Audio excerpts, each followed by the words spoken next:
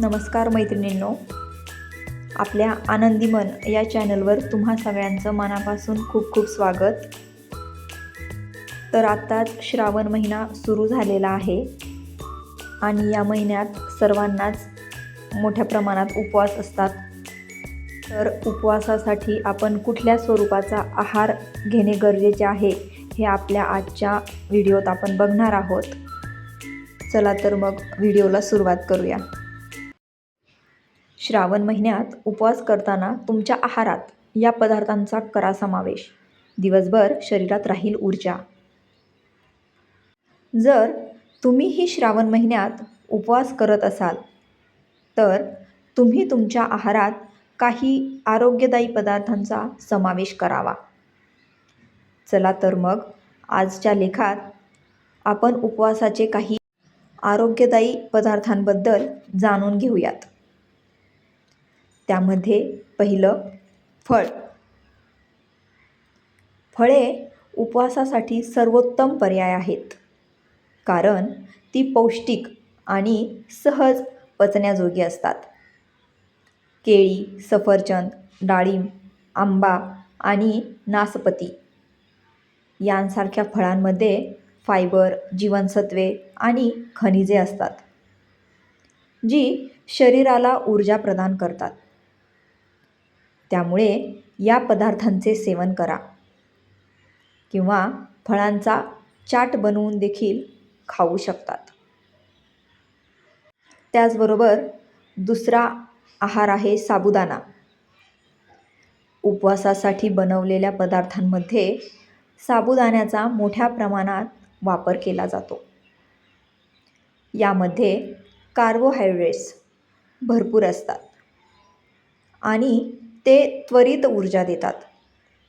साबुदाणा खिचडी, वडे किंवा खीर बनवून खाऊ शकतात. साबुदाण्यात बटाटे आणि शेंगदाणे टाकून शिजवल्याने त्यांचे पौष्टिक मूल्य वाढते. त्यानंतर तिसरा महत्त्वाचा आहार म्हणजे नारळ पाणी. उपवासादरम्यान नारळ पाणी पिणे खूप फायदेशीर आहे. ते शरीराला हायड्रेट ठेवते आणि इलेक्ट्रोलाइट्सची कमतरता पूर्ण करते. त्यात पोटॅशियम, मॅग्नेशियम आणि व्हिटॅमिन सी असते, जे उपवास करताना अशक्तपणा दूर करण्यास मदत करते. त्यानंतर चौथा महत्त्वाचा आहार आहे मखाना. मखाना हा प्रथिने आणि फायबरचा चांगला स्रोत आहे. मखाना तुपात भाजून त्यात मीठ किंवा साखर टाकून खाऊ शकतात.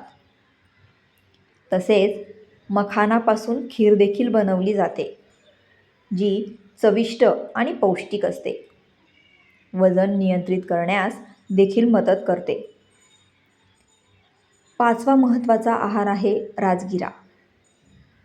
राजगिरा हे प्रथिने, कॅल्शियम आणि लोहाने समृद्ध आहे. उपवासाच्या वेळी त्यांच्या पिठापासून पदार्थ बनवून सेवन करू शकता. तसेच राजगिरा लाडूचे सेवन करू शकता. यामुळे हाडे मजबूत होतात आणि शरीरात ऊर्जा वाढवते. सहावा महत्त्वाचा आहार आहे काकडी. काकडीमध्ये पाण्याचे प्रमाण भरपूर असते आणि याच्या सेवनाने शरीर हायड्रेट राहते.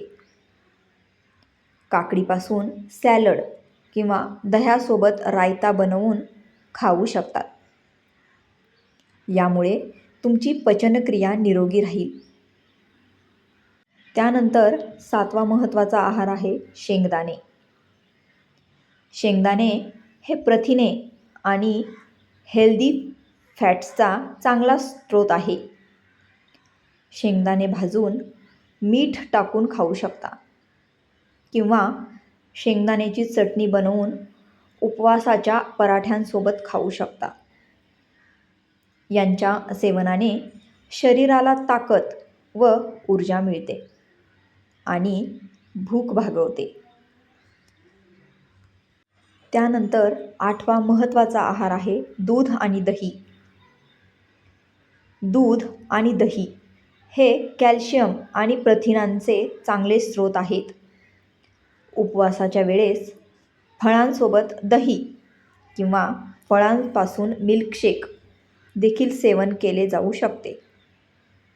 दह्याची लस्सी किंवा ताक प्यायल्याने पचनसंस्था देखील निरोगीत राहते.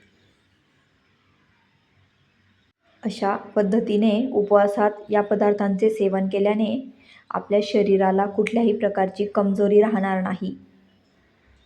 धन्यवाद. तसेच ही माहिती आवडली असल्यास आपल्या चॅनलला भरभरून लाईक, शेअर, सबस्क्राईब करा. मनापासून खूप खूप धन्यवाद.